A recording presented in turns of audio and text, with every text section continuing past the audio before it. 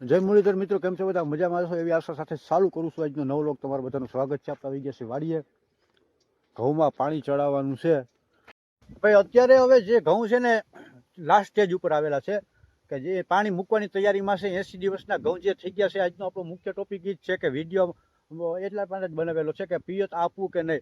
તો દિવસનો કાપ હોય છે, પવન પણ હોય છે અને ઘઉંની અવસ્થા પણ પૂરી થઈ ગઈ હોય છે. એવા માટે આપણે ઘઉં ઢળવાની જે સૂઈ જવાની સમસ્યા મોટી ભાગે રહેતી હોય છે. તો એના માટે આપણે છે ને એ કરવાનું છે કે પહેલું તો તમારે ગારે ગારામાં પાવાનું કે પિયત આપ્યું હોય ને 6ઠો કે 7મો દિવસ હોય ને એટલે પિયત આપી દેવાનું. તિરાડ ન પડ્યું હોય, જમીન ફાટી ન હોય ને તમે પિયત આપો ને, પવન હોય ને તો બી ઘઉંને ઢળવાની શક્યતા ઓછી હોય છે. જો મારે હું ટૂંકમાં છે ને ગારે ગારામાં પાવશું. આજે 7મો દિવસ છે, 6ઠો 7મો દિવસ, એમાં મારે ઢળતા નથી તો પાણી ચાલુ છે, બરાબર. તો ખરેખર તમે જો જમીન ફાટી ગઈ, તાણ આવી ગઈ છે, 10 થી 12 દિવસ વયા ગયા છે ને 12 દિવસમાં અત્યારે આ ઘઉંમાં દાણો ભરાતો હોય ને તો પાણી હબદરાનું ઉપાડી લે. જમીન ફાટી જાય, જમીન ફાટી જાય ને તમે પિયત આપો ને પવન હોય એટલે ઘઉં ઠરી જવાનો છે. બે મત વગરની વાત છે. અથવા તો તમારી પાસે સિંગલ ફેસની મોટરનું જો સગવડ હોય તો રાતે પાવાનું. આ રીતનું આયોજન કરવાનું હોય આપણે. હવે 8:30 વાગી ગયા છે. હમણાં 15 મિનિટમાં લાટ આવશે. બપોર સુધી તો પવન નહીં જ ઉપડે. પછી પવન ઉપડે ને એટલે ઢરી જાય. કારણ કે આગલું પાણી મેં પાયું હતું ને ત્યારે પવનની જોરી આવી હતી ને તોય પસાટે થોડાક ઢીરા હતા. તો અત્યારે તો ન જ હાલે આ પવન. એટલે અત્યારે જો વાતાવરણ થોડુંક આ વાદળા જેવું છે ને, કહ જેવું, એટલે પવન કાલે તો નહોતો. લાઈટ વહી ગઈ છે. સિંગલ ફેસ હતી, ફૂલ થવા ગઈ છે. મોટર કરી દઈ ચાલુ. આ રેડી 17 એમ્પિયર લીધા. આપણે અહીંયા ને વાલ પહેલા ચાલુ કરવો પડે તો કરવું ને કુંડીએ ભરાય. અહીં પાણી હવે એ પવન ઉપડી ગયો હે. જો અહીંયા નમવા મીંડા હે. આ પાણી આજ પાવા નહીં દે એવું દેખાય છે. હવે જોખમ આમાં. હજી તો કઈ વાંધો નથી. આવું થાય ને જો આવું ત્યાં સુધી વાંધો ન આવે. બાકી કાલે પવનનું નામ નહોતું લ્યો, પાંદડું નહોતું હલતું કાલ. એટલે મેં આજ પાણી ચડાવ્યું. તો આજ તો ઉપડી ગયો. નકર આ વાદરાય છે જોયો, કહર જેવું થઈ ગયું છે. આવું વાતાવરણ હોય ને તો પવન ના હોય. આજે આ વાતાવરણ આવું હોય ને પવન ઉપડી ગયો છે. હજી થાય ખરી. આ બે 3 ક્યારા 3 4 ક્યારા પી ગયા છે. જો અહીંયા કાયદેસર ખબર પડી જાય. જો ને ઘઉં નિમાણો પડી ગયો, નમવા માંડ્યો. જોરી પાછું શું છે, એક ધારો તો હોય તો હજી વાંધો ન આવે. આસકે આસકે આવે. આપણે ચોમાસામાં ઓલો વરસાદ આવતો હોય ને આસકે આસકે આવે, એની ઘોડે આસકે આસકે ઓ હોય એ. હા, પવનમાં તો પાણી નહીં જ પીએ લગભગ, એવું દેખાય. બંધ કરવું જોઈએ. અને બાજુમાં ઘઉંમાં પાણી વારે છે ને કેનાલનું, એને બંધ કરી દીધું. એને ઢરી ગયા. મારે વાંધો નથી આવ્યો. એનું કારણ છે કે જે પાયા એને 6 દિવસ જ થયા છે. એ અંદર છે ને ગારો છે. ગારે ગારો હોય ને એમાં આપણે છેલ્લા પાણી ઘઉંના હોય ને, ગારે ગારો હોય ને એમાં પાઈને એટલે ઢરવાની સમસ્યા થોડીક ઓછી રહે. એમ વાંધો ના આવે. પવન માપે મેળે હોય ને ગારો હોય ને તરિયામાં તો. બાકી તાણ આવી ગઈ અને ઘઉં ઊંચો થઈ ગયો હોય, તાણ આવી ગઈ, પાણી પાયું ને એટલે સુઈ જ જાય. બે મત વગરની વાત છે. એટલે ખેડૂત મિત્રોને ખાસ આ એક આપણે કહેવાનું કે ભાઈ છેલ્લા પાણી હોય ને ઘઉંમાં, પાવું કે ન પાવું, પીહે કે ન પીહે, એવી પોઝિશન ઉપર જ્યારે આવે ઘઉં. દાખલા તરીકે મારે જ્યાં ઘઉં છે ને અત્યારે એ જ પોઝિશન ઉપર છે, પાવું કે ન પાવું, બરાબર. આ ઘઉંને આજે 77 થી 78 દિવસ થયા છે. આ સ્ટેજ ઉપર આવે ઘઉં ત્યારે ખાસ કરીને આ એક આપણે એટલા માટે જ વિડીયો બનાવ્યો છે કે ત્યારે છે ને ખરેખર તાણ આવવા દેવાની જ નહીં.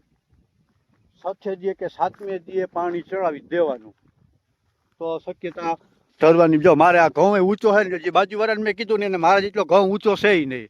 મારે 5 પાટલી છે. આ ઢળવાની શક્યતા વધારે રહીએ. એને 4 પાટલી છે, એ ઢળવાની શક્યતા ઓછી રહીએ. બીજા નંબરમાં મારે ઘઉં ઘાટો છે. ઘાટા ઘઉં હોય ને એ ઢળવાની શક્યતા વધારે રહીએ. એને પાંખો ઘઉં છે. પાંખો ઘઉં હોય ને એ ઢળવાની શક્યતા ઓછી રહીએ. છતાં પણ એને ઢરે છે. મારે હજી કે વાંધો નથી. મેં જો અહીંથી આ નાકું છે ને, આ નાકામાં જાય છે પાણી. અહીંથી આટલા બધા પાઈ દીધા છે. તો હજી એમાં ક્યાંય કોઈ પણ જાતની તકલીફ નથી આવી, બરાબર. તો એનું મુખ્ય કારણ એ કે ગારે ગારામાં પાવ છું હું. 6 દિવસ જ થયા છે પાયું એને. એમાં મતલબ કે હજી ગારો જ હોય એમ.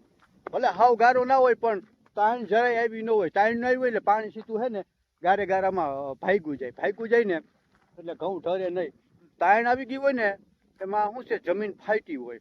જો આ રીતના ફાટ્યા પડી ગયા હોય, જો આ રીતનું તિરાડું પડી ગયું હોય તો એ શું થાય, એમાં તિરાડ પડી હોય ને એમાં પાણી જાય ને એટલે એ પોલું કરે, મોકરું કરે.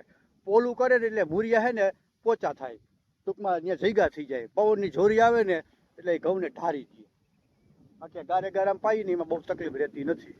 એટલે ખાસ એક કે ભાઈ ઘઉંના જે છેલ્લા સ્ટેજ ઉપર પાણી પાવાના હોય ને ઘઉં હોય ને ત્યારે ખાસ કરીને આટલી કાળજી રાખવાની, ગારે ગારામાં પાણી પાવાનો આગ્રહ રાખવાનો.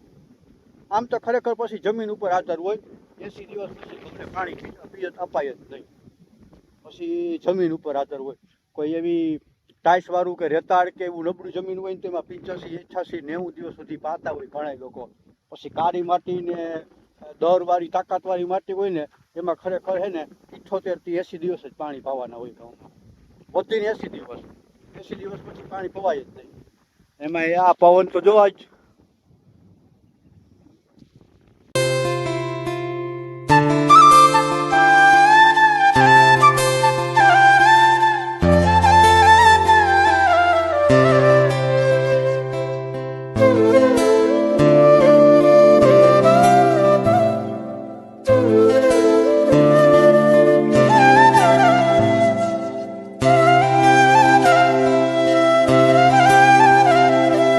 જો પાણી જ્યાં જ્યાં ભરાણું ને પવનની જોઈને ત્યાં ઢરી ગયા. જો એટલે ટૂંકમાં ઢેર્યા જ ન કહેવાય, એને હુતા કહેવાય, નહીંમાં કહેવાય. જો અહીંયા છે બાકી આમ પાણી ભરાતું નથી ત્યાં કહેવાય. તો જ્યાં જ્યાં પાણી ભરાય ને ત્યાં જો આ રીતના થઈ ગયા.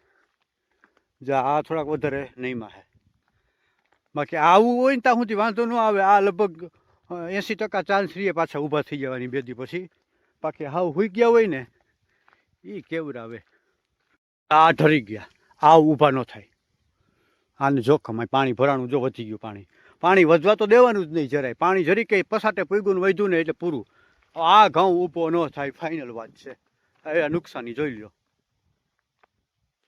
જે આ ઘઉં ઢેર્યા ને એનું એક બીજું પણ કારણ હતું.